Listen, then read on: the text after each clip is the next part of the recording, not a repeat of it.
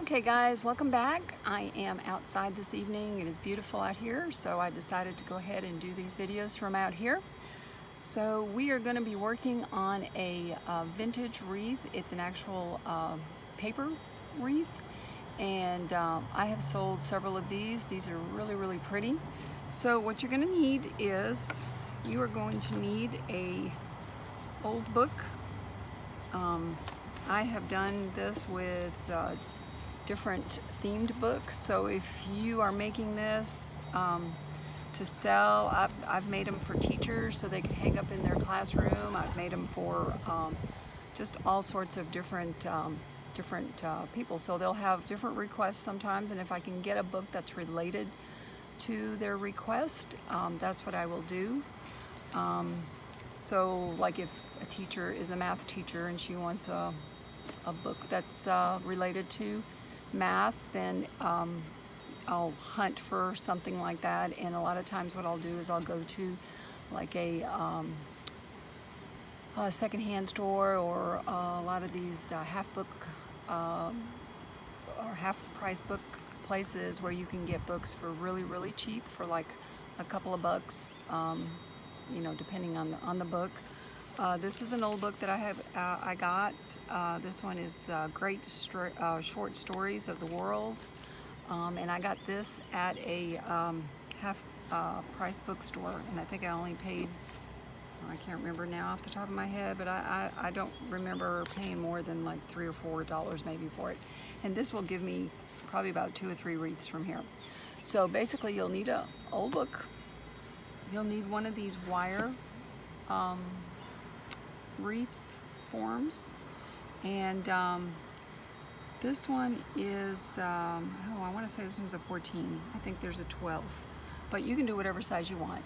So you need one of these, and then I usually like to put a little bit of ribbon to hang it up on the once I'm done, so whatever type of ribbon you want.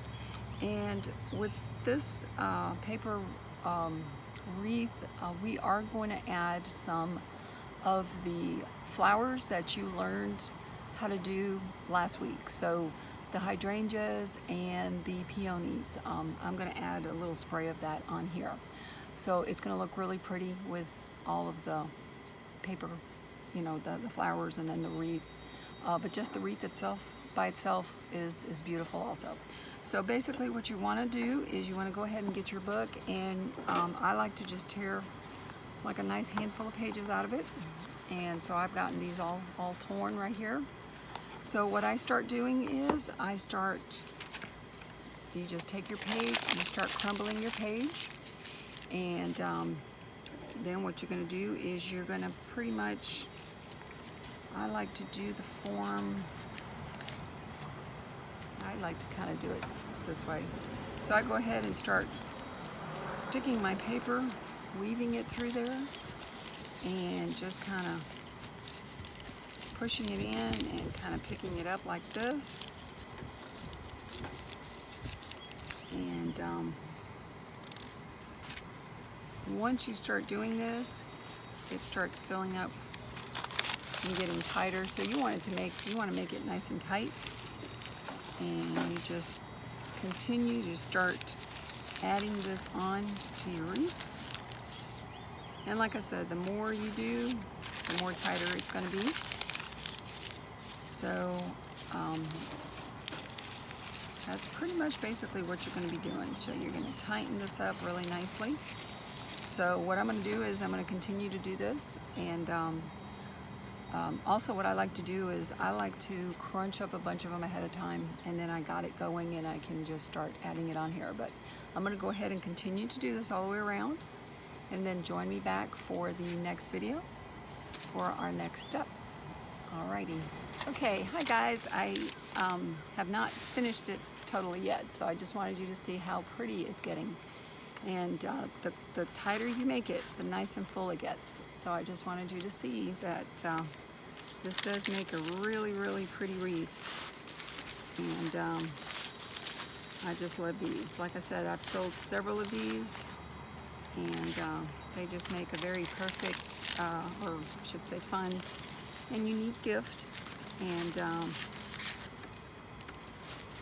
Normally I sell them, depending on the size, anywhere from $37 to $42, and that's just it plain. So with the flowers, it's going to be a little more. So with the flowers, I'm probably going to put it at, I'm going to say at least 59, probably, with this size anyway.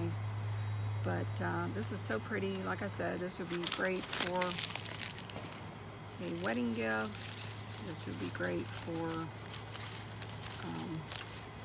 you could do this, you know, as a wreath for a baby's room. It's really pretty endless what you can do with this. And like I said, all I'm doing is crunching my paper and I'm weaving it through. And even though at first you think you're going to see the two bars right there, but once you start squinching it together, kind of scrunching the paper like this, it just kind of fills it in pretty nicely. And then once we put those hydrangeas in there, I just think it's going to look beautiful.